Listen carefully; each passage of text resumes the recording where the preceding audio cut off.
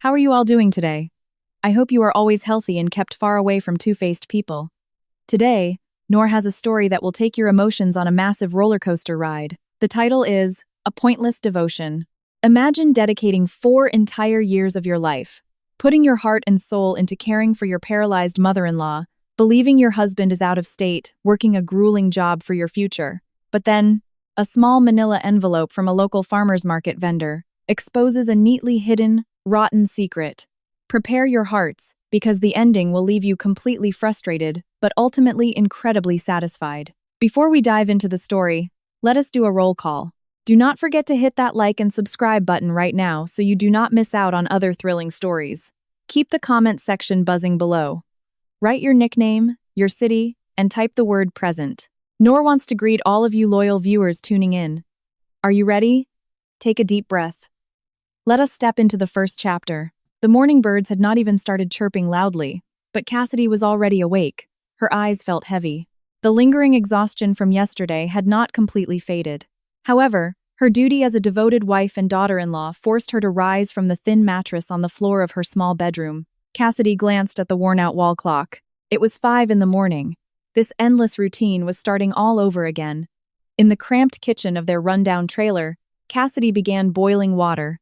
She knew perfectly well that Dolores, her mother-in-law, despised washing up with cold water, especially in the freezing early morning. Cassidy? Is the water boiling yet? I need to use the restroom. A shrill yell from the next room made Cassidy jump.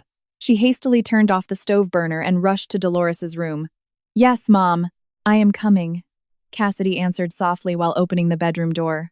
Dolores was sitting propped up against the headboard with a sour expression, her legs stiffly covered by an old patchwork quilt. 4 years ago, Dolores had been diagnosed with paralysis from the waist down due to minor stroke complications.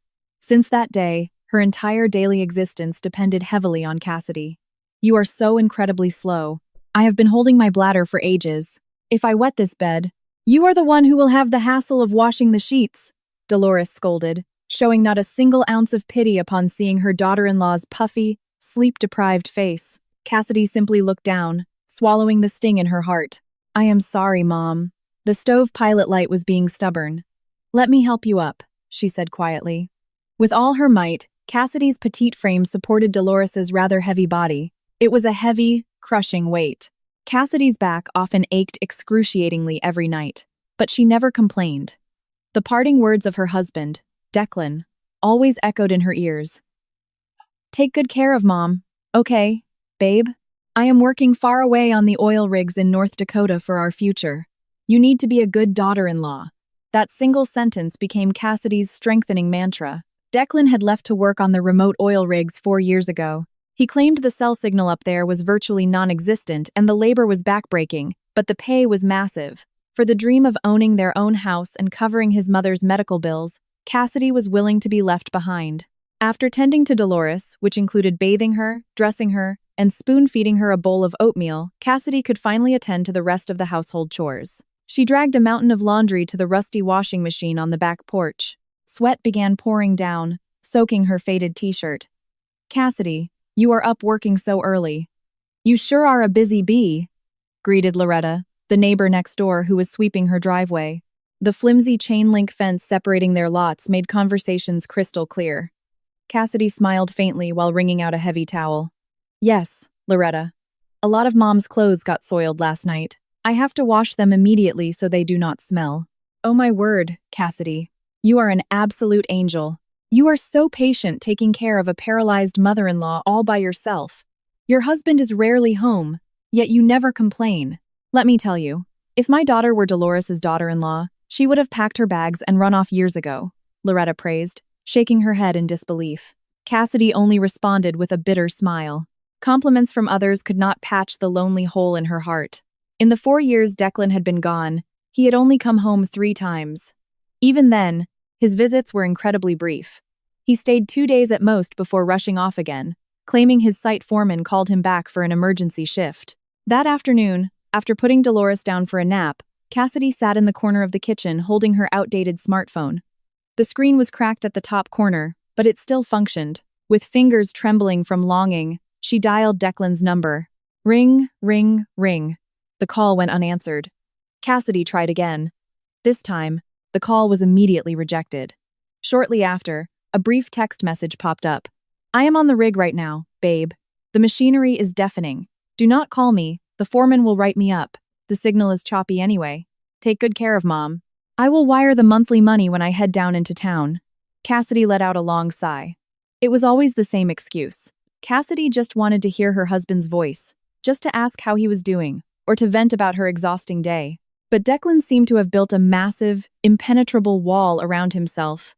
Strangely, Cassidy often heard Dolores laughing out loud by herself in her bedroom while Cassidy was washing dishes. Once, Cassidy asked her about it, and Dolores claimed she was listening to a comedy radio show. But was a radio show really that hilarious? By late afternoon, Cassidy was busy massaging Dolores's legs. Her mother-in-law was complaining about severe cramps. Do it right. Do not just lightly press it. I cannot feel a thing, Dolores snapped. She gave Cassidy's shoulder a light kick with her supposedly paralyzed foot. Cassidy flinched in surprise. That kick felt surprisingly forceful for a paralyzed person. However, she quickly brushed the dark thought away. She figured it was probably just a random muscle reflex. She dug her fingers deeper into Dolores's calves, applying much more pressure. Mom, we are almost out of groceries for the month. The prepaid electric meter is beeping too. Declan has not sent the money yet. Do you happen to have a little cash saved up to cover us for now? Cassidy asked cautiously. She knew this was a highly volatile topic. Dolores's face instantly turned fierce. Excuse me? Your husband is working himself to the bone out in the freezing oil fields. And here you are just begging for money. You are the one who should be smart about budgeting. Stretch the groceries. Stop being wasteful. I do not have a single dime. All my money has been drained buying my medication. Cassidy fell silent, once again swallowing a bitter pill. She ate nothing but leftover rice and beans, while she always made sure Dolores had proper baked chicken and vegetables. Where else was she supposed to cut back? Cassidy finally made a decision. Tomorrow, she would have to accept the extra housekeeping and ironing gig at Mrs. Carmichael's large estate. She desperately needed supplemental income so she would not have to beg a husband who seemed completely indifferent. That night, Cassidy slept curled up in the cold without a thick blanket. In her mind, Declan's face danced around. She missed him. But that longing was slowly starting to mix with a profound, bone-deep exhaustion. Without her realizing it, the wheels of fate were turning, preparing to lift the veil that had been tightly drawn over that cramped trailer. Cassidy closed her eyes, praying for her husband's safety, totally unaware that her pure prayers were directed at the wrong person. The sun was already high in the sky when Cassidy finished the last pile of laundry at Mrs. Carmichael's house. Her back was stiff, and her fingers were white and pruned from being submerged in soapy water for so long. However, that fatigue felt slightly remedied when Mrs. Carmichael handed her a crisp $50 bill. To anyone else, that amount might only cover a single lunch at a nice cafe. But to Cassidy, this was life support for the next 3 days. At the very least, she could buy a slightly more decent meal for Dolores, a mother-in-law who constantly demanded premium service even when their finances were in shambles. Cassidy, here is a little extra for you to buy some nice face wash. Freshen yourself up a bit. You are still so young, but your face looks as exhausted as an unironed shirt, Mrs. Carmichael joked gently while slipping an extra $10 bill into Cassidy's hand. Cassidy smiled shyly, accepting the blessing with trembling, grateful hands. Thank you so much, Mrs. Carmichael. This is more than enough. Please pray for us. I hope Declan gets his sight bonus soon so I do not have to keep bothering you for work. Mrs. Carmichael looked at Cassidy with a gaze of pity that was difficult to read. She let out a soft sigh before whispering, almost as if she were afraid the wind would hear. Cassidy, I am actually a bit puzzled. Your husband works out on the oil rigs, right? From what I know, rig workers make fantastic money. My nephew is just a supply truck driver out there, and he manages to send $5,000 a month back to his wife. How is it that Declan, who you say is a foreman, is sending you barely anything? That question felt like a fine needle piercing right into Cassidy's solar plexus. She had often wondered the exact same thing in silence, but she always brushed it off with positive justifications. Maybe Declan's living expenses out there are high, ma'am. He says the cost of living in those boomtowns is outrageous. Plus, he mentioned he is saving up to buy us a plot of land. Mrs. Carmichael just nodded slowly, though her eyes betrayed her total disbelief. Well, let us just pray for the best. Be careful on your way home. Throughout her walk home, Cassidy's mind was racing. Mrs. Carmichael's words kept echoing in her head. It was true. Declan had been working for 4 years, but their savings were sitting at an absolute zero. Even to afford daily meals, Cassidy had to break her back doing housekeeping for others. Where exactly was all the money from her husband's grueling labor going? But yet again, Cassidy tried to kill that doubt. She felt she should not harbor dark suspicions about her own husband. It was bad luck, or so the older folks always said. Upon arriving at the trailer, a dead silence welcomed her. The front door was unlocked. Cassidy stepped inside to find Dolores sitting in her battered wheelchair in the living room, staring intensely at a celebrity gossip show on the television. The moment she saw Cassidy walk in, Dolores's flat expression instantly darkened into a scowl. "Where on earth have you been, Cassidy? Getting home at this hour? I am starving. You are so cruel, leaving your crippled mother-in-law alone to starve." Dolores spat. Her voice was shrill, completely contradicting the narrative of her weak, helpless body. Cassidy hastily set down the plastic grocery bags containing the cheap canned soup and the small rotisserie chicken she had bought at the corner store. "I am sorry, Mom. The laundry at Mrs. Carmichael's was piled high today. I brought you your favorite chicken. Let me feed you." Before Dolores could fire back, Cassidy's old phone, sitting on the counter, vibrated violently. The name Declan flashed across the cracked screen. Cassidy's heart hammered against her ribs. An overwhelming wave of longing flooded her instantly. With hands that were still slightly damp, she snatched up the phone and swiped the green button. "Hello, Declan? Oh my goodness, it is so good to hear from you," Cassidy greeted, her voice trembling as she held back emotional tears, but the response on the other end sounded frigid and rushed. "Hey, Cassidy, where is Mom? I need to speak to Mom. It is urgent. Hand her the phone right now." Cassidy's smile slowly faded. There was no asking how she was. There were no words of missing her, just a cold command. With a sinking heart, Cassidy held the phone up to Dolores's ear. "Mom, Declan wants to speak with you." Dolores's previously sour face instantly brightened like a clear sky after a brutal storm. She snatched the phone with a remarkably agile hand movement. It was far too agile for someone who constantly complained about severe arthritis. "Hello, my sweet boy. Oh Lord, Mom misses you so much, honey." Dolores's voice morphed into a pampered, energetic tone. Cassidy took a few steps back, sitting on a worn-out rug while observing the interaction. There was a bizarre sight unfolding that poked hard at her instincts. Dolores was laughing freely, roaring with laughter at whatever story Declan was telling on the phone. Her body shook with mirth.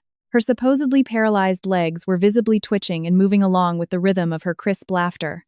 Her face was flushed red and full of vibrant health. Where did the fragile old woman who was just groaning about starvation and agony disappear to? "Oh really? Wow, that sounds absolutely delicious. Ha ha ha. Yes, I will tell Cassidy later. Do not worry, everything is perfectly fine over here. You just make sure to take care of your health out there. Do not skip your meals," Dolores said in a highly cheerful tone. The conversation dragged on for a long time. 5 minutes, 10 minutes, until it reached nearly 20 minutes. Cassidy could only stare blankly. She was Declan's wife, but she had not even been given the chance to speak for more than 10 seconds. A deep jealousy crept in. It was not romantic jealousy, but jealousy over this grossly lopsided attention. After laughing herself breathless, Dolores finally pulled the phone slightly away from her ear. She snapped her face back into a serious mode. "Here, your wife wants to talk. He says his battery is about to die," Dolores said sharply, shoving the phone back toward Cassidy. Cassidy took the phone, clinging to whatever hope she had left. "Hello, Declan?" Cassidy. Declan's voice sounded entirely flat, as if all his energy had been sucked dry while chatting with his mother. "I just wired $500. You need to stretch it, okay? Work is slow on the rig right now, so the bonuses have not dropped." $500, Declan? Cassidy gasped. "But Mom needs her joint pain medication, which costs $200 alone. We are out of groceries, and the lot rent is a week overdue." "Declan, is there really nothing extra? I am so tired, Declan. I cannot keep scrubbing floors forever." Cassidy's voice grew hoarse, fighting back the tears threatening to spill. There was a brief silence on the other end, followed by a harsh, heavy sigh. "You really need to stop demanding things all the time. What is your problem? I am out here breaking my back, risking my life on this rig. You are just sitting around the house, relaxing, babysitting Mom, and all you do is complain. Have a little gratitude. You should be more understanding of your husband's situation, Declan barked. Cassidy's tears finally spilled over. Sitting around, relaxing, her hands were heavily calloused from hand-washing other people's filthy laundry just to buy a bite of food, and her husband claimed she was relaxing. I am not making demands, Declan. I am just asking for fairness. I am your wife too. Ugh, whatever. The signal is garbage. I will send more whenever I get a windfall. Watch Mom properly. If Mom reports that you are acting up, you are going to regret it. Beep. The call was disconnected unilaterally. Cassidy stood frozen, the phone still pressed against her ear. That long beeping sound felt like it was slashing her heart to ribbons, hurting worse than any verbal abuse. She stared at the phone screen as it slowly went black. It was as pitch black as her feelings at that exact moment. $500. In this economy, that amount was barely enough to cover food for a week if they budgeted ruthlessly. That did not even include electricity, water, or Dolores's special medical needs.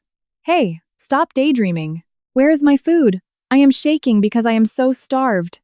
Dolores's shout shattered Cassidy's trance. The old woman had reverted to her true form, vicious and demanding. The cheerful aura from her phone call with Declan had vanished without a trace, as if swallowed by the earth. Cassidy roughly wiped her tears away with the back of her hand. She stood up, grabbed a plate, and served the hot soup and chicken.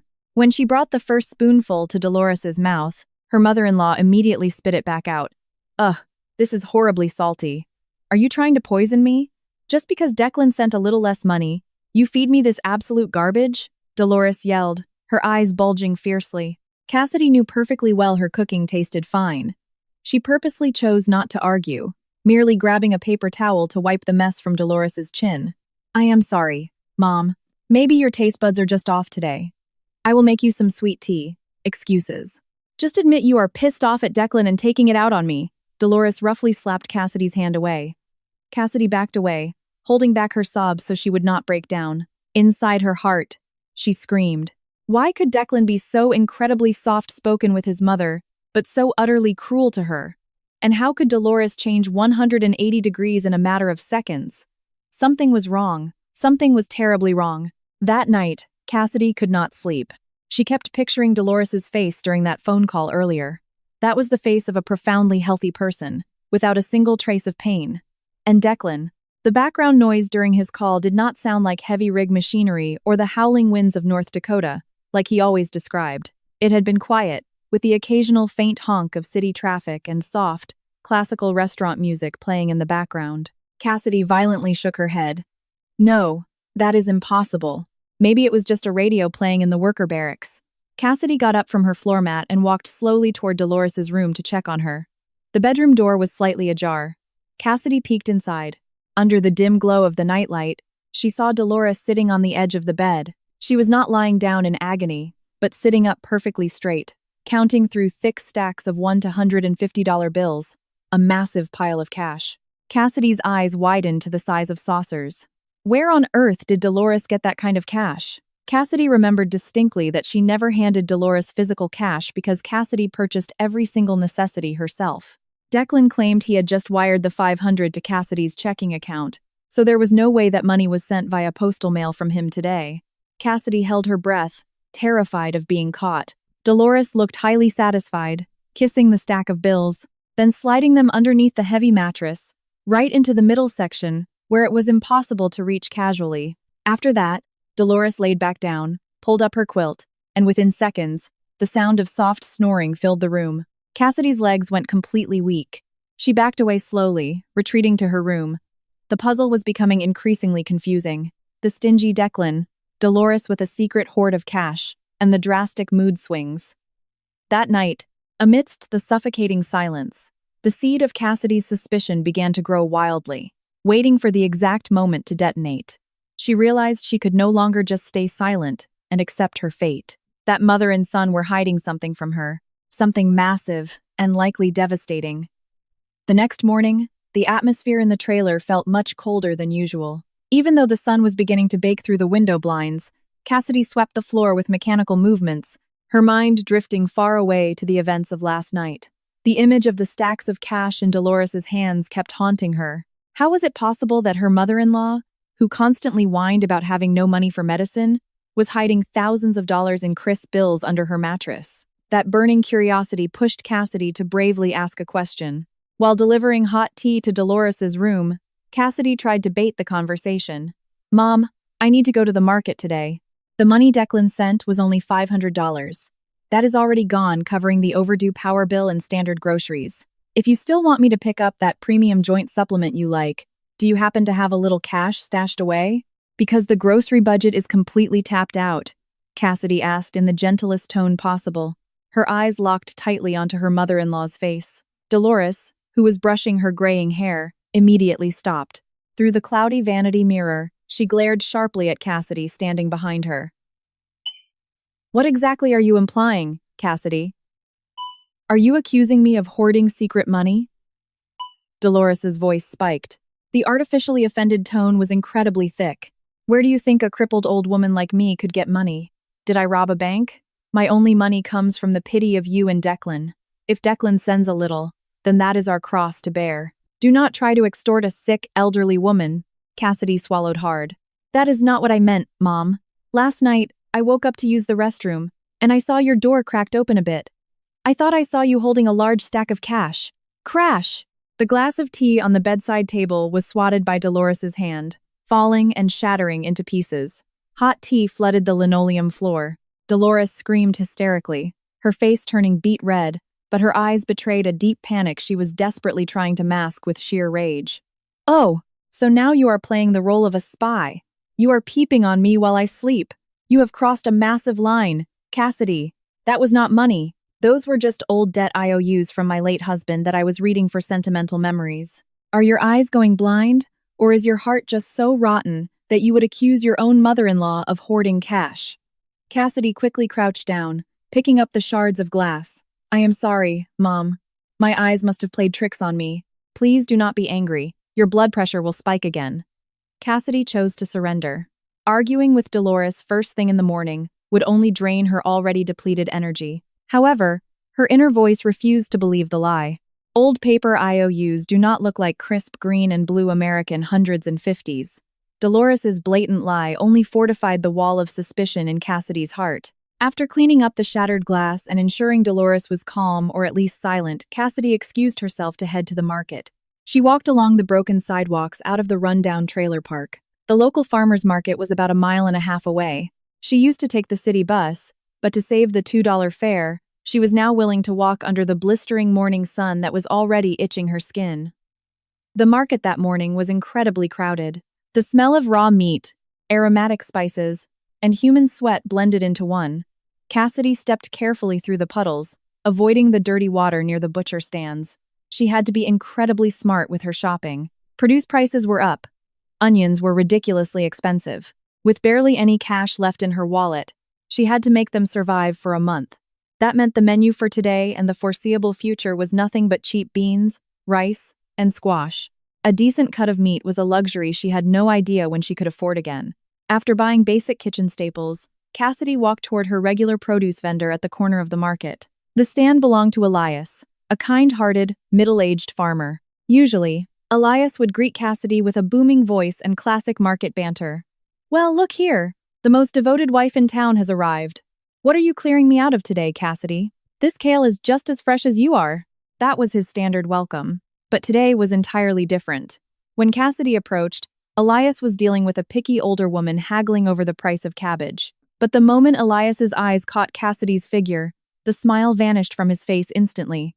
His expression turned incredibly tense. He hurried the older woman along, practically shoving her bags at her, acting as if he desperately wanted to clear everyone else away from his stand.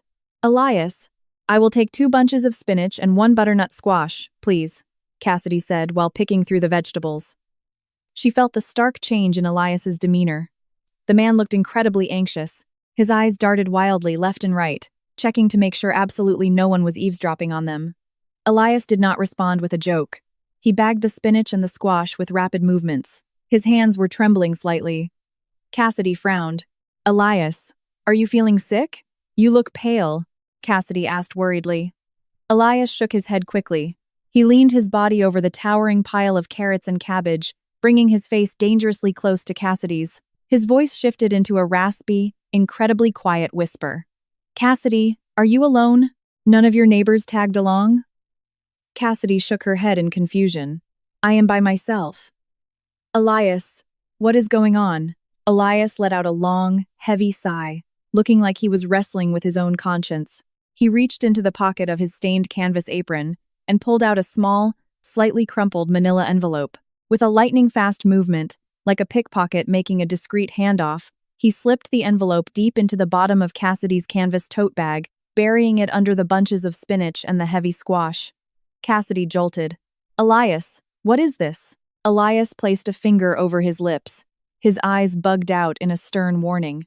Do not open it here, Cassidy. It is dangerous. Too many eyes. You are a good person, Cassidy. I just cannot stand watching you get played for a fool anymore. Cassidy's heart hammered so hard it felt like it would leap out of her chest. Played for a fool? What do you mean? Who is this about? Elias glanced left and right again. The deafening noise of the market seemed to perfectly muffle their secret exchange. This is about your husband Declan, and your mother-in-law. The moment Declan's name was spoken, Cassidy's knees turned to jelly. The dark premonition that had been haunting her since yesterday felt validated. Elias knew something about Declan. Did he get in an accident on the rigs? Is he sick? Cassidy fired off questions, her voice quivering. Elias looked at Cassidy with a gaze of profound pity. It was a look of pity that made Cassidy's dignity feel shredded to pieces.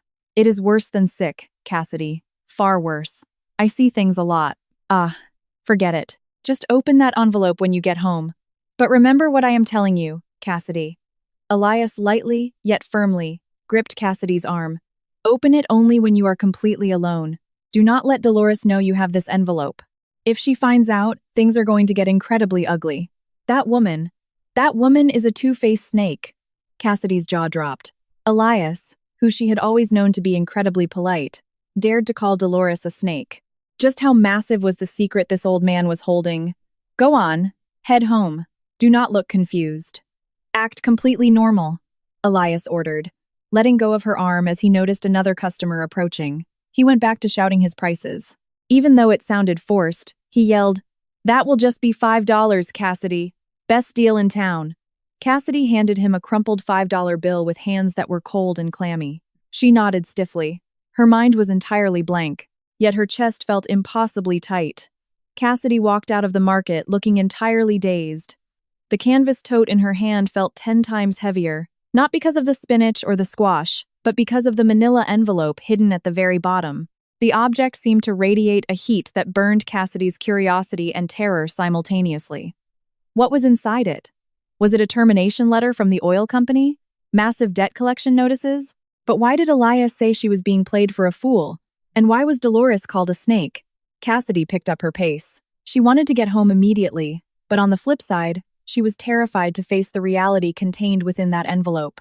The walk home, which usually felt unbearably long due to the heat, now felt terrifyingly short. Every single step brought Cassidy closer to a truth that would likely obliterate the foundation of the life she had been desperately trying to hold together. Upon reaching the entrance to her trailer park, Cassidy stopped for a moment under a large oak tree. She regulated her ragged breathing. She rearranged the vegetables in her tote, ensuring the envelope was completely invisible. She had to act. She had to look perfectly normal in front of Dolores. Cassidy closed her eyes for a second, praying internally, Dear God, whatever is inside this envelope, give me strength. If this is the answer to my prayers about all this anxiety, then please show me the way out. With trembling hands, Cassidy walked up the steps to her rusty trailer. From inside, the blaring sound of the television could be heard. Dolores was definitely watching her daytime soap operas. Cassidy took a deep breath, plastered a mask of stoic resilience on her face, and opened the door. I am home, Mom, she announced loudly, trying to mask the roaring in her chest. Yet, Cassidy knew that the moment she opened that envelope, her life would never be the same. A new chapter of her suffering, or perhaps her ultimate uprising, was about to begin. And the envelope from Elias was the key. What took you so long, Cassidy? Were you growing the vegetables yourself? I have been starving for an hour. And my pills are late. Dolores's grating voice instantly welcomed Cassidy the moment she stepped over the threshold. The old woman narrowed her eyes, glaring suspiciously at Cassidy's tote bag, acting as if she feared her daughter-in-law was hiding premium snacks to eat all by herself. Cassidy desperately tried to neutralize her racing heartbeat. She gripped the handles of her tote bag fiercely, making sure the manila envelope at the bottom didn't shift an inch. The checkout line was huge. "Mom, the market was packed today. I also took my time picking out the absolute best spinach for you," Cassidy replied, her voice sounding a bit raspy. "Ugh, excuses. Bring that over here. Let me inspect it." Dolores reached her hand out, intending to dig through the bag. Panic seized Cassidy. If Dolores found that envelope right now, it was completely over. Instantly, Cassidy's brain spun, hunting for an excuse. She grabbed her stomach and winced in agonizing pain. "Oh God, Mom. My stomach is cramping so badly. I think I caught a stomach bug or ate something bad before I left. I need to run to the bathroom, Mom. I cannot hold it." Without waiting for Dolores's approval, Cassidy sprinted straight toward the small, dingy bathroom at the back of the trailer near the kitchen. She completely ignored Dolores's shouts, cursing her out for being disrespectful. "You disrespectful brat. I just want to see the groceries and you run off. You better not hide in there forever. The dirty dishes are piling up." Cassidy slammed the flimsy, hollow-core bathroom door shut and locked it tight. She was panting heavily. In this claustrophobic, 3-by-3-foot space that smelled of mildew, this was the absolute only place she had an ounce of privacy. Cassidy reached deep into her tote, pulling out the crumpled manila envelope Elias gave her. The object felt scorching hot in her hands. With violently trembling hands, Cassidy ripped the edge of the envelope. Inside were not letters, but several photographs printed on glossy photo paper. Cassidy pulled out the first photo. Cassidy's blood felt like it froze in her veins. In the photo was Declan, her husband, the man who was supposedly battling the elements out in the freezing wilderness of North Dakota, covered in grease and sweat for their future. But in this photo, Declan looked completely different. He was wearing a crisp, expensive-looking light blue button-down shirt. His hair was styled flawlessly like a young corporate executive. He was sitting in a plush leather booth. In front of him sat a massive plate carrying a thick, prime steak and an elegant glass filled with a vibrant red cocktail. Cassidy held her breath, pulling out the second photo. This time, Declan was not alone. Sitting right next to him was a stunningly gorgeous woman. Her skin was flawless, her dark hair was styled into perfect waves, and she was wearing a dress that screamed designer money. The woman's arm was draped lovingly around Declan's bicep. They were both laughing freely, staring into each other's eyes with profound adoration. The smile Declan wore in that photo was a smile that had been missing from Cassidy's life for years. The smile that had once made Cassidy fall in love with him was now being given away for free to this total stranger. Cassidy's tears dropped, landing squarely on the glossy surface of the photo. But the ultimate, soul-crushing shock was in the third photo. This photo was taken from slightly further away, but it was crystal clear. Declan was standing, holding a young little boy in his arms. The boy was fair-skinned, with big round eyes, and his face. His face was an absolute, undeniable carbon copy of Declan's. The child was laughing joyfully while holding a helium balloon. Next to them, the beautiful woman from the previous photo smiled brightly while holding the little boy's tiny foot. They looked like a wildly happy family, a flawless, perfect family. Cassidy clamped both hands over her own mouth to muffle her agonizing screams. Her body slid down the wall until she collapsed onto the cold, damp linoleum floor of the bathroom. She flipped the photo over, praying for some kind of written explanation. But there was only a digital date stamp in the bottom corner. 1 week ago. 1 week ago. Cassidy stared at the first photo again. She squinted, deeply analyzing the background of the image. Behind Declan, she could clearly read a glowing neon sign that said Apex Steakhouse. Cassidy knew exactly what that place was. It was a wildly expensive, upscale restaurant located on the top floor of one of the largest luxury shopping malls in the downtown area of this very city. The city Cassidy currently lived in. It was only about 6 miles away from this rotting trailer. Cassidy's entire world caved in instantly. So this whole time, Declan was never in North Dakota. The stories about the freezing oil fields, the non-existent cell service, sleeping in cramped barracks, eating instant ramen, it was all a massive, elaborate lie. Cassidy felt violently nauseous. Her stomach was genuinely aching now, not from a stomach bug, but from the brutal, unyielding impact of reality.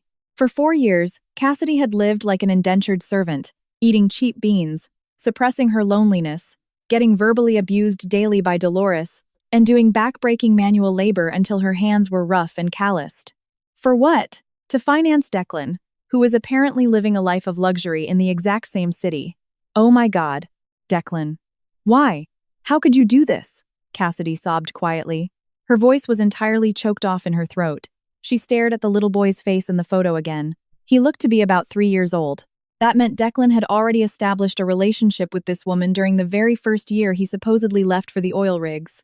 Or perhaps, Declan never actually left to go work at all. He simply left to build a brand new family. Suddenly, the scattered puzzle pieces began snapping violently into place in Cassidy's head. The pitifully small cash transfers, the constant excuses for avoiding phone calls, Dolores having a massive secret stash of cash, Dolores laughing hysterically on the phone with Declan, Elias's deeply pitying gaze at the market. It all made terrifyingly perfect sense now. Dolores knew. Her mother-in-law absolutely knew everything. Cassidy was not just betrayed by her husband, but she was being actively played like a fiddle by her own mother-in-law. The two of them had conspired to turn Cassidy into a literal cash cow and a free, live-in maid. Dolores got to enjoy Cassidy's genuine, back-breaking care, while Declan got to enjoy his brand new life completely unburdened by the responsibility of taking care of his sick mother. Cassidy, did you die in there? You are taking forever, I need to use the toilet. The violent pounding on the bathroom door made Cassidy jump. Cassidy hurriedly wiped her tears away. She could not afford to be weak. She could not fall apart right now. If she walked out with puffy eyes, sobbing hysterically, Dolores would instantly catch on and report straight to Declan. And Declan would undoubtedly twist the facts, gaslight her, or simply run away again. No, Cassidy crumpled the photos and shoved them deep inside her undergarments, the absolute safest place where Dolores would never dare to search. She turned on the faucet, splashing cold water on her face repeatedly to camouflage the redness in her eyes. She stared at her own reflection in the cracked mirror, the face of a gullible idiot who had been swallowed whole and conned for 4 long years. But the look in the eyes staring back from the mirror slowly shifted. The crushing sorrow solidified, crystallizing into something brutally hard and freezing cold. Vengeance. Cassidy unlocked and opened the bathroom door. Dolores was already standing there with a furious scowl, locked and loaded to spew insults. What in the world were you doing in there? Taking a bubble bath? Dolores snapped. Cassidy stared dead into Dolores's eyes. For the very first time, she did not view the old woman as a mother-in-law worthy of respect, but as an absolute monster, wearing a human skin suit. I am sorry, Mom. My stomach was just in absolute knots, Cassidy replied flatly. There was not a single trace of genuine apology in her tone. Excuses. Move. Dolores shoved Cassidy's shoulder roughly and waddled into the bathroom. Cassidy stood frozen in the hallway, her hands balled into fists so tight her fingernails dug deep into her palms. The physical pain helped keep her grounded. Just you wait, Declan. Just you wait, Mom, Cassidy whispered to the drafty air in the hallway. You think I am an idiot? Starting today, I am no longer your obedient little Cassidy. I am going to find out exactly where your little rat nest is, and I will make absolutely sure you pay for every single tear I have shed. Cassidy walked over to her drop tote bag. She pulled out the spinach with chilling calmness.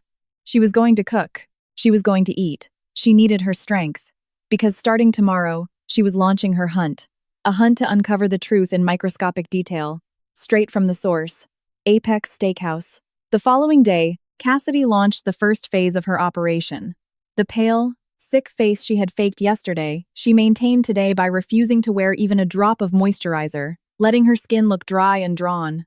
She even intentionally left her hair looking like a messy bird's nest. When she delivered Dolores's bland morning oatmeal, Cassidy walked while clutching her stomach, occasionally wincing to fake a non-existent pain. Mom, I need to take the day off from cleaning at Mrs. Carmichael's today. My stomach has been in absolute agony since yesterday, and it is only getting worse. I am going to run to the free clinic downtown to get some medication, Cassidy said in a deliberately feeble voice. Dolores, who was happily chewing her oatmeal, paused for a moment, analyzing her daughter-in-law with a highly suspicious glare. However, seeing Cassidy's genuinely dull face and the fake cold sweat, which was actually just some water, she had dabbed on her forehead and hadn't dried, she let out a harsh snort. Fine, go. Just do not take all day. I want fried catfish for lunch. Do not forget to swing by the market on your way back. You better not come home empty-handed. Cassidy nodded obediently. Yes, Mom. I already left a pitcher of sweet tea on the counter and some crackers in the tin just in case you get hungry before I get back. After successfully escaping the trailer without raising suspicion, Cassidy absolutely did not head to the free clinic. She power-walked to the main avenue, flagging down the city bus headed straight for the downtown district. Her heart was racing, not from illness, but from pure adrenaline. Tucked safely inside her worn-out purse was the photo of Declan. She had stolen glances at it constantly the night before, just to prove to herself she was not trapped in a nightmare. The bus ride took almost an hour. Cassidy stepped off right in front of a towering, ultra-luxurious shopping mall dominating the downtown skyline. The massive glass architecture reflected the blazing sun, looking blinding and deeply intimidating to Cassidy, who was dressed in a faded maxi dress and a pair of worn-out sandals with paper-thin soles. She took a deep breath, steeling her nerves. "For the truth," she whispered. Cassidy stepped inside the mall. The freezing blast of the industrial air conditioning instantly hit her skin, a massive contrast to the sweltering heat outside. She felt like an alien in this place. People strutted past in high-end designer clothes, leaving trails of expensive perfume. Meanwhile, she smelled faintly of cheap laundry detergent and sweat. Cassidy kept her head down, desperately trying not to draw attention, searching for the directory board pointing to the rooftop level. A sleek glass elevator carried her to the absolute top floor. The moment the doors parted, a massive, illuminated sign reading Apex Steakhouse greeted her. The place looked incredibly opulent. The floors were polished marble. Massive crystal chandeliers dripped from the ceiling, and a breathtaking panoramic view of the city skyline was visible through the floor-to-ceiling glass walls. Waitstaff in pristine uniforms rushed back and forth carrying silver trays loaded with food that probably cost as much as Cassidy's monthly living expenses. Cassidy stood awkwardly near the entrance podium. A tall, beautiful hostess eyed her up and down with a slightly condescending look, yet maintained a highly practiced, professional smile. "Good afternoon, ma'am. How can I help you today? Do you have a reservation, or are you meeting a party?" she asked. Her eyes briefly scanned Cassidy's outfit from head to toe. Cassidy clutched her purse tightly. She knew damn well she didn't belong here as a guest. "I am so sorry, miss. I just have a quick question. I am looking for a family member. He says he eats here all the time." Cassidy pulled out the photograph of Declan sitting at one of their booths. She pressed her thumb firmly over the half of the photo, showing Sloane and the child, strictly revealing only Declan's face and the restaurant's background. The hostess glanced at the photo briefly, then her perfectly drawn eyebrows furrowed. "Oh, is this Declan?" Smack. Cassidy's heart felt like it had been struck by a sledgehammer. She knew him. The restaurant staff knew her husband by name, which meant it was entirely true. Declan was a regular. "Yes." "Miss, do you know him?" Cassidy asked, desperately trying to hide the violent tremor in her voice. "Oh, absolutely.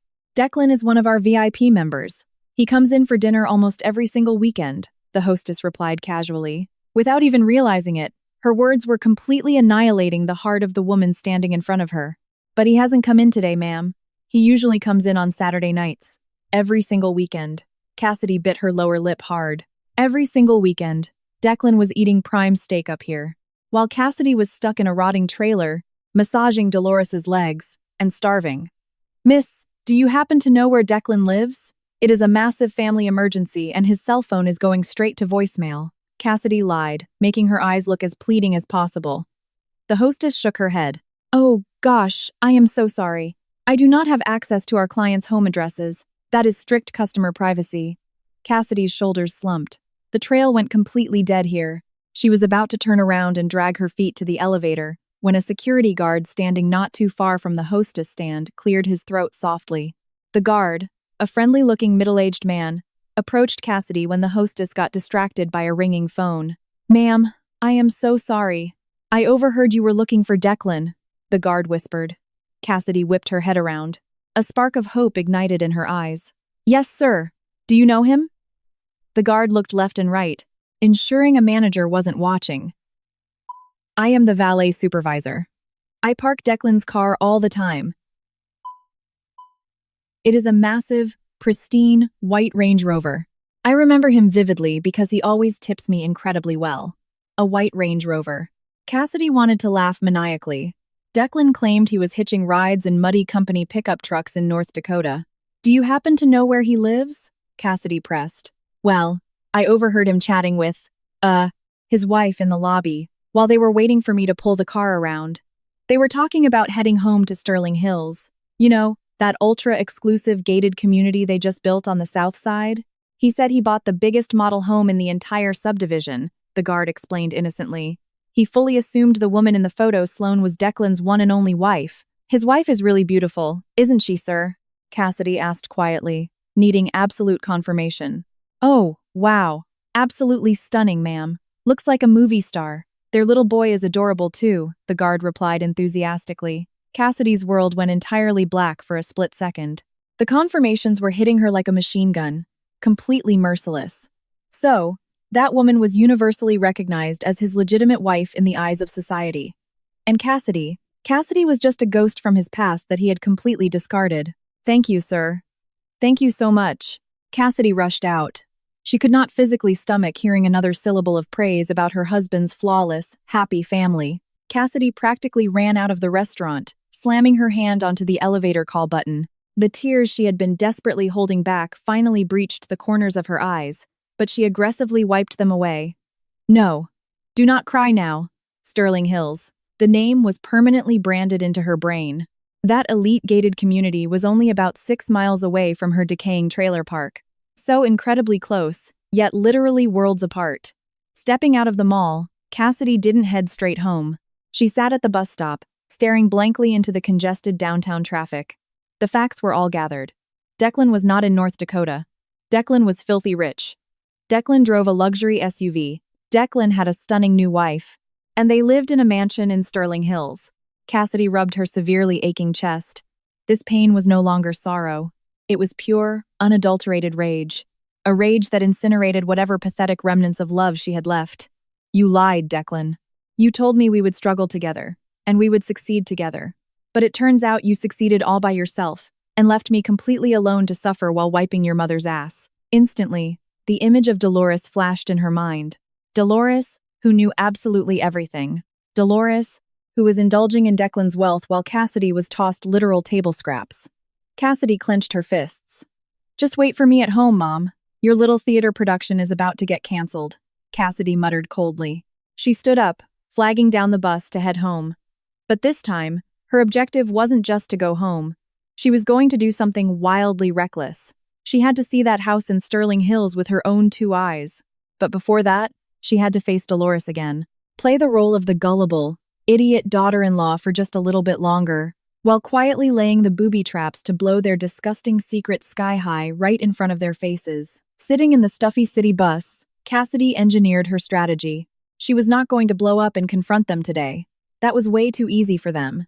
She wanted concrete proof. She wanted to catch them together. And she wanted to utterly destroy them at the exact moment they felt the most secure. Cassidy stared out at the passing streets with dead, freezing eyes. The eyes of a woman whose heart had been permanently short-circuited by ultimate betrayal. The late afternoon sun was leaving streaks of orange across the sky by the time Cassidy arrived back at the trailer. In her hand, she carried a plastic grocery bag containing fresh catfish fillets, Dolores's highly specific demand. Throughout the entire bus ride back from downtown, Cassidy had been finalizing the script in her head. She had to play this flawlessly. If she exploded right now, she would just be painted as a psychotic, abusive daughter-in-law who got kicked out with absolutely nothing, while Declan and Dolores continued living peacefully on top of her misery. I am home, Mom, Cassidy called out as she opened the door. Took you long enough.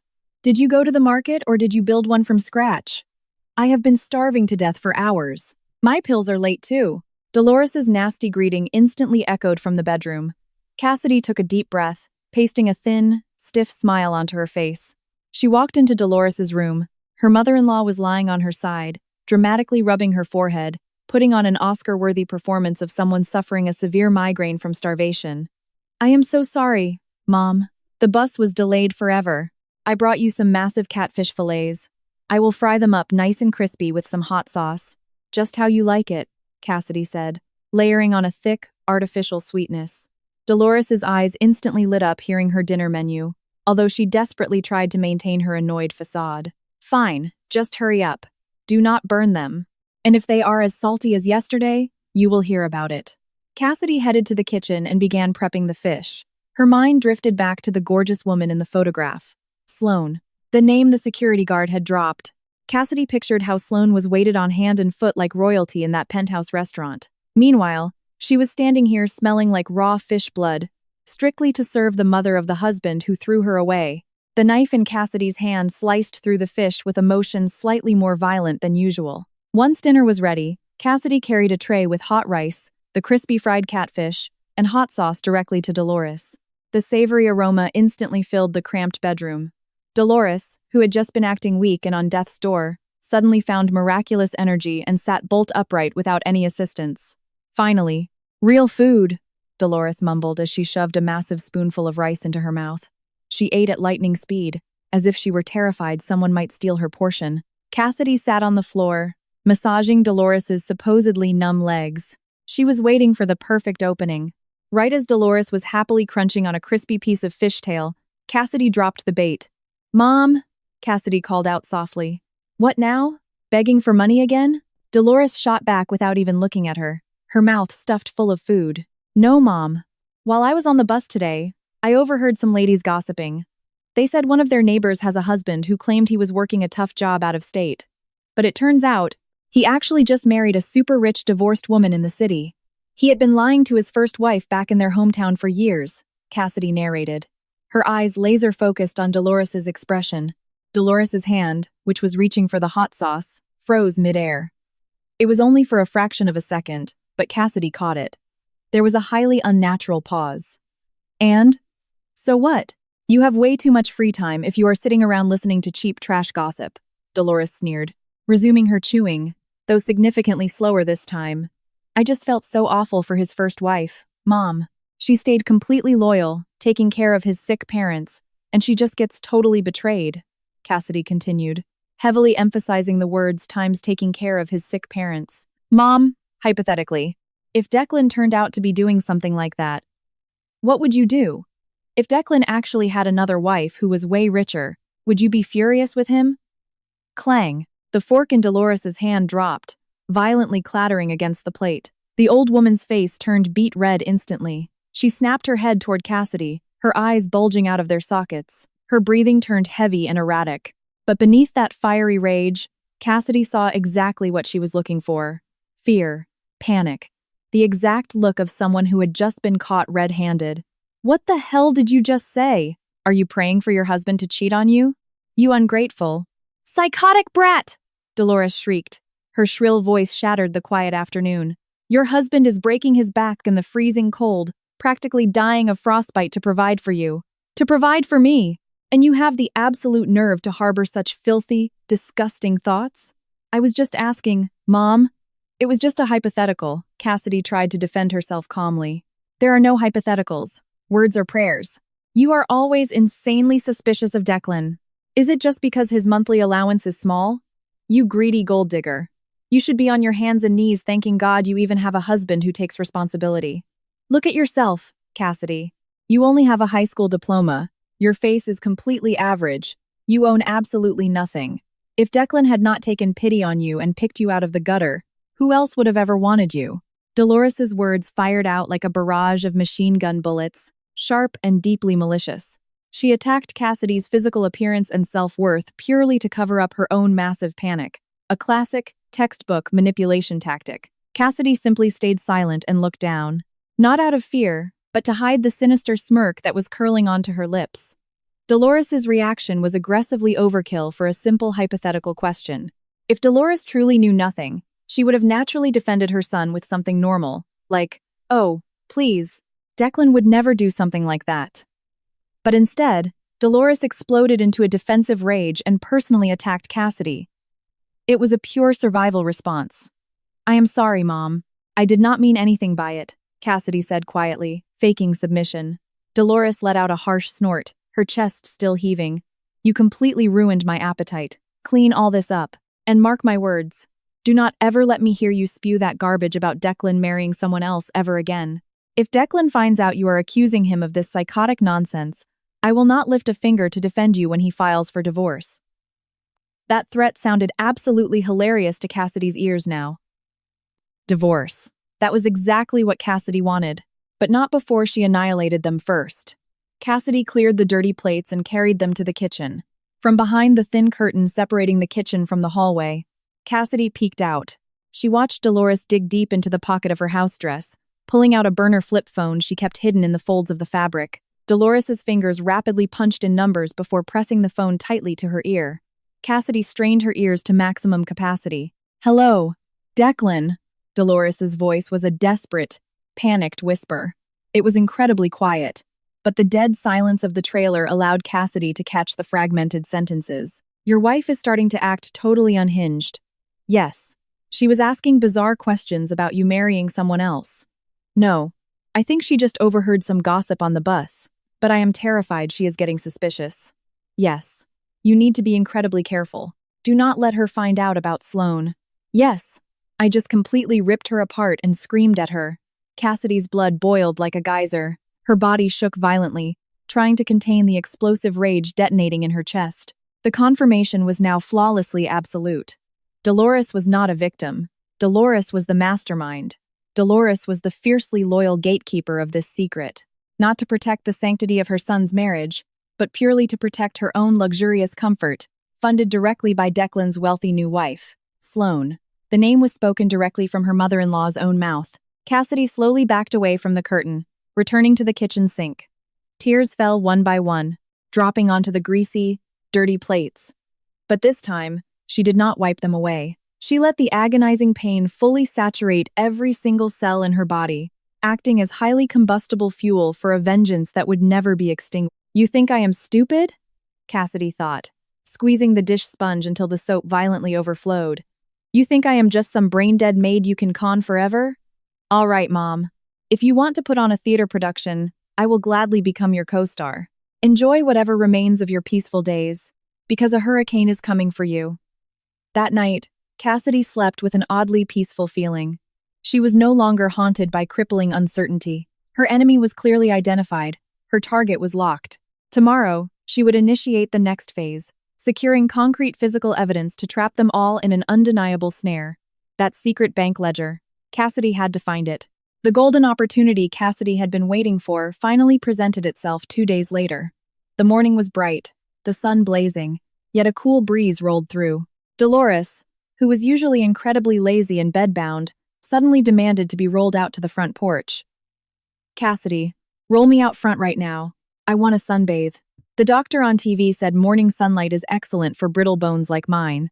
"Stops them from crumbling," Dolores ordered, aggressively fixing the quilt over her legs. Cassidy nodded obediently with endless patience. She pushed Dolores's rusted wheelchair out the front door, positioning it perfectly under the shade of the old oak tree so she got the sunlight without baking in the heat. "Here is your hot tea, Mom. I am going to run inside for a few minutes to change your bed sheets. They smell totally musty. I do not want you getting a rash," Cassidy lied smoothly.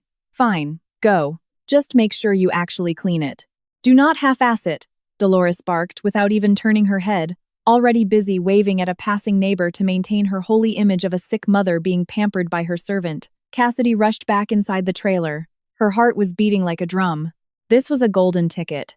Usually, Dolores completely refused to leave the room while Cassidy cleaned it, always watching her every move like a prison warden. Cassidy stepped into Dolores's room and pulled the door halfway shut. The heavy scent of medicated ointment and the musty smell of a sick room assaulted her nose. Cassidy bypassed the laundry and went straight for the heavy, old-school mattress where Dolores slept. She ripped the faded floral-fitted sheet completely off. Her eyes violently scanned every single inch of the thick, heavy mattress. "Where are you hiding the cash?" Cassidy muttered. She ran her hands frantically under the pillows. Nothing. She checked under the dresser. Just dust bunnies. Cassidy stared intensely at the mattress again. She flashed back to that specific night, when she saw Dolores sliding something directly into the exact middle of the mattress, deep underneath. Cassidy took a massive breath, summoning every ounce of her adrenaline-fueled strength to lift the ridiculously heavy mattress all by herself. "Jesus, this is heavy," Cassidy grunted, propping the mattress up with her shoulder. Her free hand blindly groped around the wooden slats of the bed frame. Her fingers grazed something unnatural. Tucked neatly between the wooden support slats was a black canvas zipper pouch. It had been meticulously nailed into the wood so it would not drop to the floor, yet it remained completely invisible if you were just casually changing the sheets. Cassidy yanked the pouch open with violently shaking hands. Inside was a navy blue Chase bank account ledger, and massive, thick bricks of $100 bills bound tightly in rubber bands. Cassidy completely ignored the cash. Her eyes zeroed in exclusively on the bank ledger. With bated breath, Cassidy flipped to the first page. The account holder's name was printed in stark black ink, Dolores. Cassidy flipped to the transaction pages to review the history. Her eyes practically bulged out of her skull. The numbers printed on those pages made her instantly dizzy. Date: May 01. Incoming transfer: $15,000. Date: June 02. Incoming transfer: $15,000. Date: July 03. Incoming transfer: $20,000. Memo: bonus. The columns of numbers continued flawlessly every single month for the last 4 solid years. The deposits never once dropped below $10,000. Cassidy dragged her eyes to the final balance at the very bottom of the last page. Total balance: $345,000. Cassidy collapsed backward, hitting the linoleum floor. The bank ledger slipped from her hands. $345,000. Tears streamed down Cassidy's face. It was not out of sorrow, but out of a psychotic, unimaginable heartbreak and rage. She remembered last week, when she had to humiliate herself by begging the corner store owner for a tiny bag of rice on credit because the grocery money was completely gone. She remembered when she had a violently high fever, but was too terrified to go to the urgent care because she couldn't afford the copay, forcing herself to just drink hot water and sweat it out. She remembered Dolores screaming at her for slicing the cheap vegetables too thin to stretch the meals. "Oh my God, you are both truly evil," Cassidy hissed. Her voice shook violently with pure, concentrated hatred. For 4 entire years, Declan had been wiring $15,000 to $20,000 a month to his mother. But to Cassidy, $500, and even that was constantly delayed with the pathetic excuse that his rig paycheck hadn't cleared yet. And Dolores, that wicked old woman, was literally sleeping on top of hundreds of thousands of dollars. Yet every single day, she put on an award-winning performance, acting like she was the absolute poorest, most destitute victim in the world, who desperately needed pity. Every bite of plain rice and beans Cassidy forced down, every drop of sweat she bled doing back-breaking laundry for strangers, was apparently just pure entertainment for Dolores. Her mother-in-law had purposefully watched Cassidy suffer. Deep down, Dolores was probably laughing her head off, watching her daughter-in-law work like a rented mule while she hoarded her golden boy's massive wealth. This money is legally a wife's right too, Cassidy thought, the pain searing her chest. At the very least, enough for decent food. But you took all of it. Every last dime. Cassidy whipped out her cracked smartphone from her pocket. With hands still trembling with fury, she systematically photographed every single page of that bank ledger. She made absolutely sure the final balance was crystal clear. She also snapped multiple photos of the massive bricks of cash inside the black pouch. This was undeniable, irrefutable proof of their monstrous greed. The sound of Dolores's fake, hacking cough echoed from the front porch, followed by her screaming Cassidy's name. "Cassidy! What is taking so damn long? I am thirsty again." Cassidy snapped out of it. She hurriedly shoved the ledger and the bricks of cash back into the black pouch, zipping it shut and ensuring it was perfectly hidden back under the center of the mattress. She threw the clean sheets on with lightning speed, smoothing out every wrinkle so absolutely no evidence was left behind. Cassidy stood up, regulated her breathing, and aggressively wiped the tears from her face. Her expression, which had been contorted with pain, hardened into stone. Her stare was dead and freezing. The respect and love she once harbored for her mother-in-law had been incinerated, replaced by a pure, unadulterated, toxic hatred. Cassidy walked out of the room carrying the ball of dirty sheets. As she passed Dolores on the porch, Cassidy smiled. It was an incredibly sweet smile. But Cassidy's eyes were completely devoid of any light. "All done, Mom. The bed is fresh. I even fluffed the cash. The pillows so your bones will not ache," Cassidy said, intentionally letting her tongue slip. Dolores whipped her head around, her eyes narrowing suspiciously. "What did you just say? Cash?" Cassidy shook her head innocently. "No, Mom, I said pillows. Your bones always hurt, right? So I made the pillows extra fluffy so your back feels nice. My tongue just got tied." "Mom," Dolores snorted, turning her face back toward the street. "You are an absolute idiot. Cannot even speak properly." Cassidy walked away toward the washing machine in the back. Internally, she was laughing a sinister, bitter laugh. Go ahead and insult me all you want right now, Mom. Enjoy that massive pile of money while you still can. Because I will personally guarantee you will never get to enjoy another single cent of it. This disgusting revelation made Cassidy's resolve unbreakable. She was not going to just walk away empty-handed. She was going to take exactly what was legally hers and completely obliterate the fake, luxurious paradise they built on top of her suffering. The final target, seeing Declan's disgustingly lavish life and his new family in person. Cassidy had to see just how happy they were so her vengeance would be absolute perfection. Friday became the most nerve-wracking day for Cassidy. Bright and early, Dolores was already dressed to the nines. She wore her absolute best floral blouse that usually collected dust in the closet, complete with a silk scarf. She smelled like a walking perfume department. Not the usual cheap menthol rub, but a suffocatingly strong, expensive jasmine perfume. Cassidy, call me an Uber right now.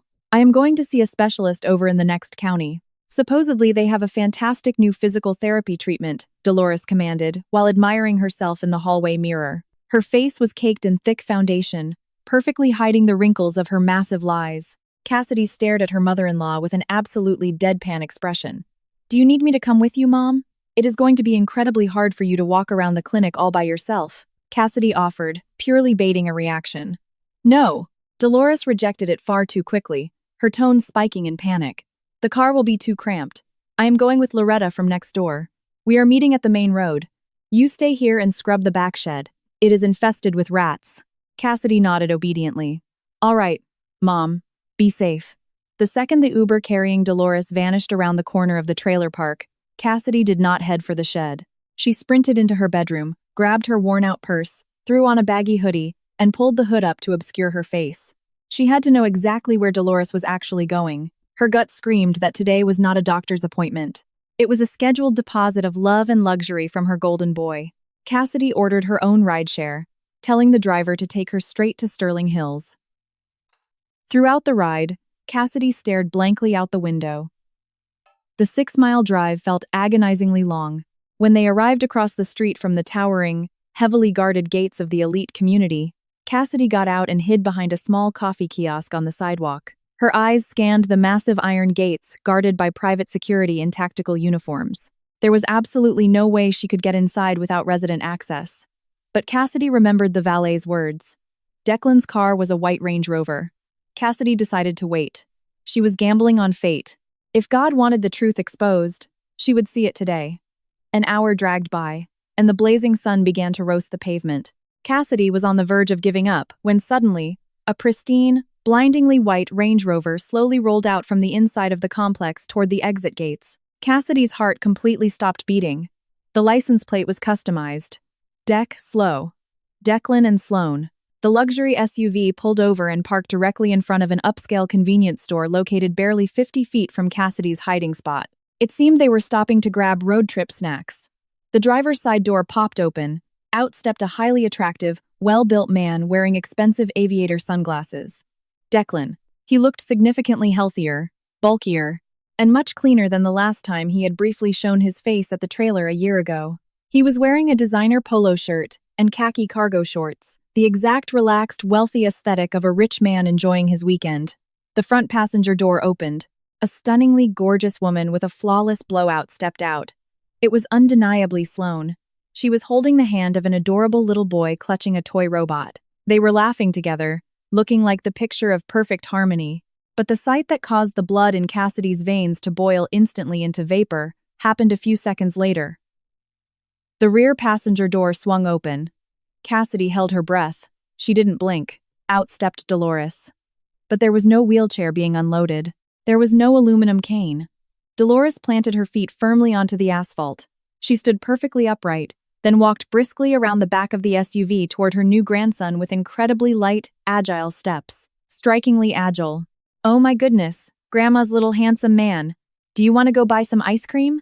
Dolores's shrill, overly joyful voice echoed across the parking lot. There was not a single trace of the agonizing moans of pain that served as Cassidy's daily soundtrack.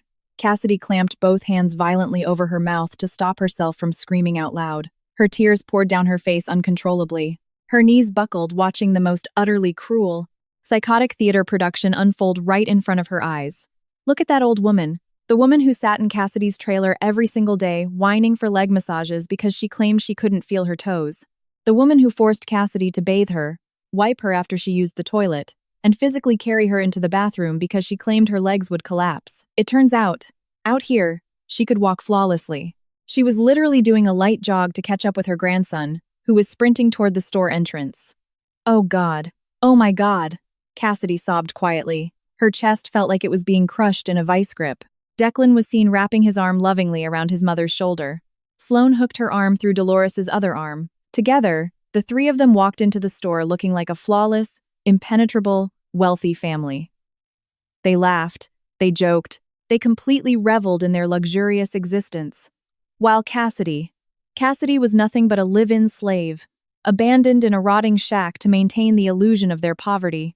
Cassidy was the sacrificial lamb, so Dolores had an ironclad excuse not to live in the same house as her wealthy son and his new wife. Sloane probably refused to be burdened with living with her mother-in-law, but Dolores still got to reap all the massive financial benefits regularly. Cassidy pulled out her phone with violently shaking hands. From the crack in the coffee kiosk wall, she recorded a video. She zoomed the camera straight onto Dolores, who was walking out of the store, licking a vanilla ice cream cone, laughing hysterically, without a single care in the world. The video was only 15 seconds long, but it was enough atomic ammunition to obliterate their entire lives. Declan, Cassidy whispered with feral, unhinged eyes. You had the absolute nerve to let your legal wife become a literal slave to your perfectly healthy mother. You let me rot just so she could be comfortable. The Range Rover pulled out of the parking lot, speeding off down the avenue. Cassidy remained frozen on the sidewalk, staring at the exhaust fumes left behind by the luxury vehicle. The agonizing pain in her heart slowly solidified, freezing into a blade of pure ice. There were no more tears. There was absolutely no more pity. Cassidy wiped the remaining tears from her cheeks with brutal force. She reviewed the video on her phone one last time. The evidence was absolute. The motive was crystal clear. The perpetrators were confirmed. Cassidy turned around and flagged down a bus to go back. But this time, she wasn't just going home. She was returning to construct the execution block. Dolores would come home later this evening with a pathetic, fabricated story about a doctor and bitter medicine. And Cassidy. Cassidy would welcome her with a grand finale dessert that the old woman would never forget for the rest of her miserable life. Have a fantastic time today, Mom. Laugh until your lungs give out, Cassidy muttered coldly in the back of the noisy bus. Because tomorrow, you will never be able to laugh again. Cassidy gripped her purse tightly. The blueprint in her head was flawlessly drafted. She was going to cook Dolores's absolute favorite meal tonight. She was going to play the role of the incredibly sweet, subservient daughter-in-law one final time before she dropped the nuclear bomb that would completely vaporize their psychotic charade down to the bedrock. The bus ride back felt incredibly short. Fueled by pure adrenaline and vengeance, the final act of this twisted game had officially begun. Cassidy arrived at the trailer with an eerily light step.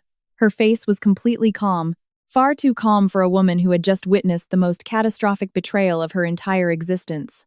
Inside the dead-silent trailer, Cassidy initiated her final preparations. She didn't pack her bags immediately. That was way too obvious. She had a much cleaner strategy.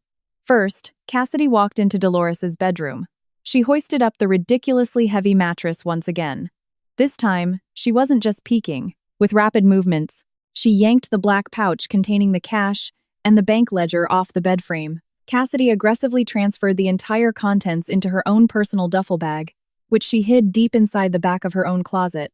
As a replacement, she stuffed thick stacks of junk mail and old newspaper clippings, cut to the exact size of dollar bills, back into the black pouch. She zipped it shut and placed it exactly back in its hidden spot under the mattress. Let Dolores experience the ultimate cardiac arrest when she eventually checked on her treasure chest. After that, Cassidy began packing her essential belongings. She didn't take everything, just the absolute necessities. A few changes of clothes, her high school diploma, her marriage license, and the gold jewelry she inherited from her late mother, which thankfully she had never sold despite practically starving. She shoved it all into an old, beaten-up suitcase and shoved it under her own bed. With her luggage secured, Cassidy headed to the kitchen. She began to cook. The rich, heavy aroma of beef broth and herbs quickly filled the trailer. Cassidy was making a massive, hearty pot roast with thick gravy and buttered biscuits, Dolores's absolute favorite meal, completely loaded with cholesterol and sodium. She cooked it with intense dedication, ensuring it tasted absolutely phenomenal. "Eat up tonight, Mom. Consider this your last supper," Cassidy muttered while stirring the boiling, thick gravy. By early evening, Cassidy had showered and dressed nicely. She wore her best, cleanest casual dress. The trailer was swept spotless. The small dining table was beautifully set, with plates and glasses of iced sweet tea. Everything looked flawless, as if preparing for royalty. At 8 o'clock, the sound of an Uber pulling up out front broke the silence. Cassidy peeked through the blinds. The car door opened and Dolores stepped out.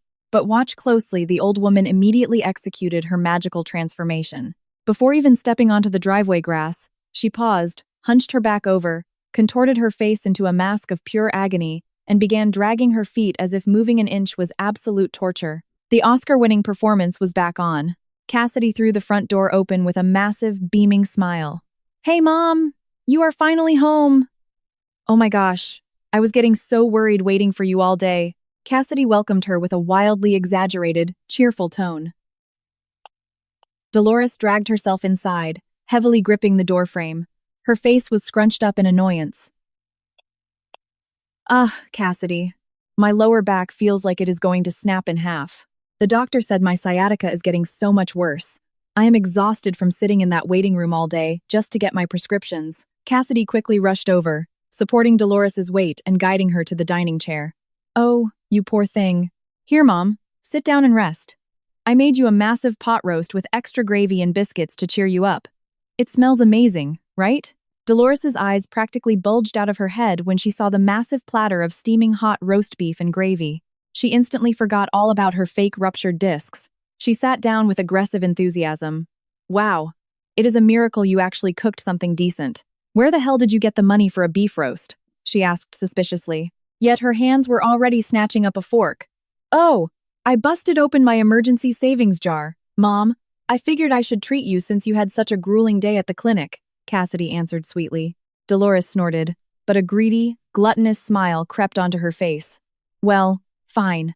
Scoop me a massive pile of potatoes. I am starving to death. Those damn pills tore up my stomach lining." Cassidy knew perfectly well her stomach was hurting because she had been gorging herself on expensive steaks and ice cream all afternoon with Declan and Sloane. Cassidy scooped a mountain of mashed potatoes and smothered it in thick gravy and massive chunks of tender beef. Dolores ate like an absolute animal. The disgusting sound of her chewing echoed through the small kitchen. Cassidy just sat across from her, staring dead at her mother-in-law without even touching her own food. "Eat slowly, Mom. You are going to choke," Cassidy said softly. So good.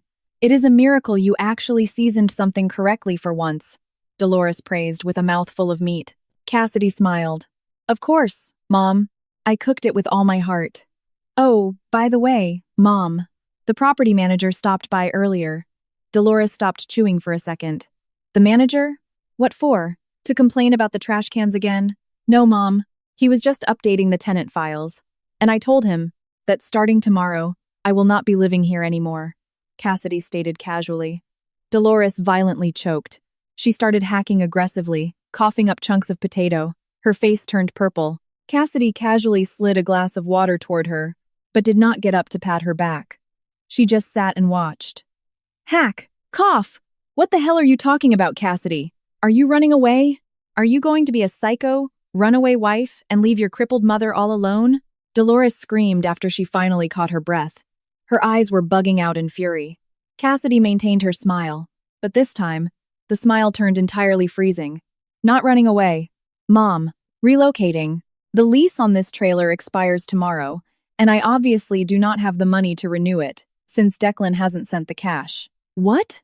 The lease is up?" Dolores panicked.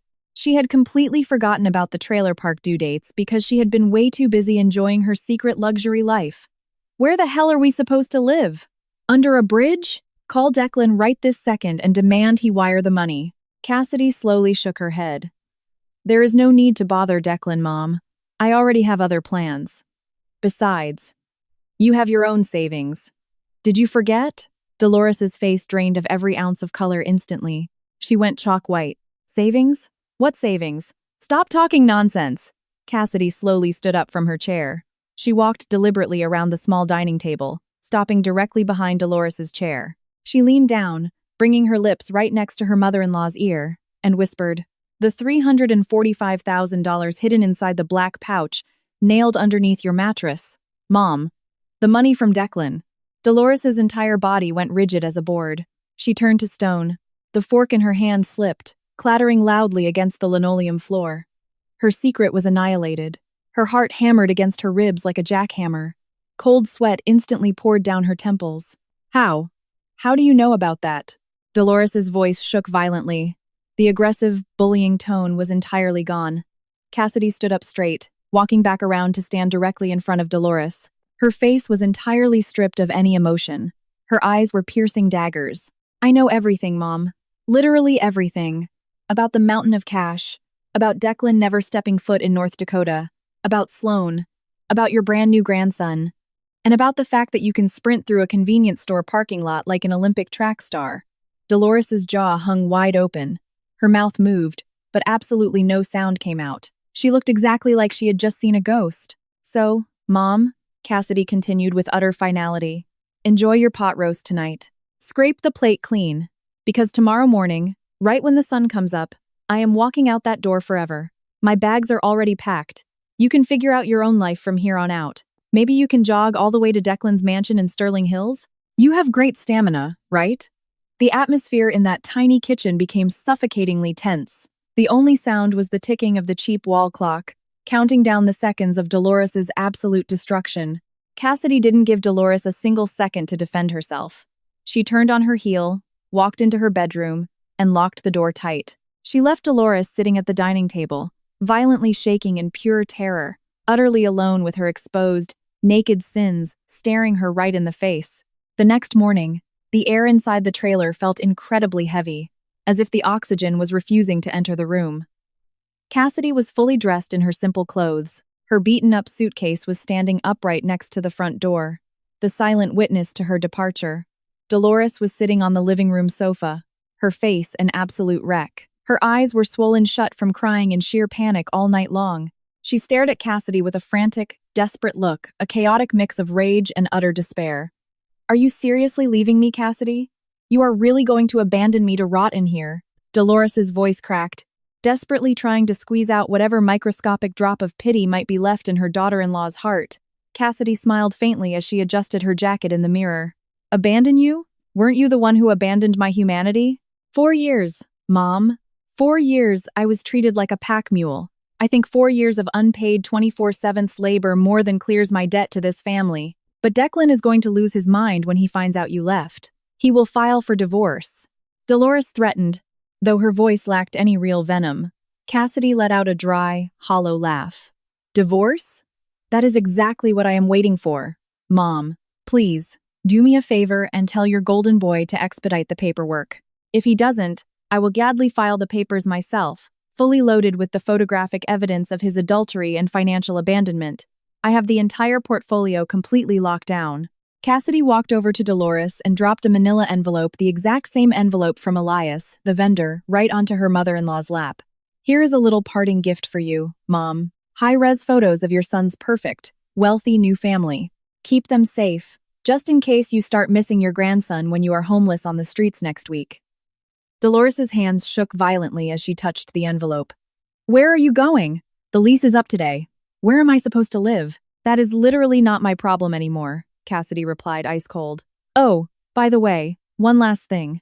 I am sure you are absolutely dying to check on your little savings account under the mattress." Dolores's eyes bulged. She suddenly remembered her treasure chest. "I emptied it last night," Cassidy whispered, causing Dolores's face to drain to the color of bleached paper. $345,000. Just consider that my back pay for 48 months of being your live-in registered nurse, maid, and private chef. If you break it down, my salary was about $7,000 a month. Pretty cheap for 24/7's premium care, wouldn't you say? Thief! Give me my money back!" Dolores shrieked hysterically. She tried to launch herself off the sofa to attack Cassidy, but in her blind panic, her foot caught the edge of the coffee table, and she face-planted brutally onto the floor. Cassidy didn't move a single muscle to help her. She just stared blankly down at her mother-in-law, writhing on the cheap carpet. Do not scream thief, Mom. I only took the exact wages that you and Declan stole from my life. Inside that black pouch under your bed, I replaced the cash with perfectly cut newspaper clippings. It will be great reading material for you when you get bored today. Cassidy grabbed the handle of her suitcase. The sound of the plastic wheels scraping against the linoleum echoed loudly. Goodbye, Mom. I hope you stay perfectly healthy. You are going to need those strong legs to walk the 6 miles to Sloane's house. But hey, you are an athlete now. I saw you sprinting through that parking lot yesterday. You will be fine. Cassidy pulled the front door wide open. The bright morning sunlight pierced through the doorway, illuminating Cassidy, who was fully prepared to step into her brand new life.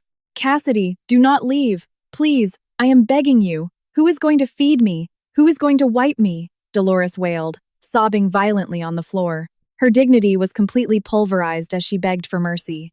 Her sheer terror of becoming homeless vastly outweighed her pride. Cassidy paused for a fraction of a second in the doorway, but she did not look back. Pray to God, Mom. Or better yet, pray to Sloane. That is, if Sloane even wants a deceitful, manipulative squatter living in her mansion. Oh, right. The property manager is coming for the keys in about an hour. Good luck with that. Without a single drop of hesitation, Cassidy stepped outside. She pulled the door shut with a loud, definitive slam. She walked away, leaving the pathetic, agonizing wails of Dolores echoing into the quiet morning. Cassidy inhaled the crisp, free air deeply. The crushing boulder on her shoulders had completely vanished. There was no more abuse, no more manipulation, and absolutely no more lies. Inside her duffel bag was the capital she needed to restart her life. Capital that she had entirely earned in blood, sweat, and tears. She would never look back. Let Declan and Dolores be utterly annihilated by their own catastrophic greed. Cassidy smiled. But this time, it was a genuine, radiant smile, welcoming a bright future that belonged entirely to her. Moral of the story: honesty is the absolute foundation of a marriage. Never attempt to build your own happiness on top of someone else's agonizing suffering, especially a partner who has sacrificed everything for you. Greed and deception might successfully cover up the rotting stench for a little while, but when the absolute truth is finally exposed, the destruction that follows will be infinitely more agonizing than the sacrifices that were taken for granted. Wealth can always be acquired, but a pure, devoted heart that has been brutally shattered can never be put back together.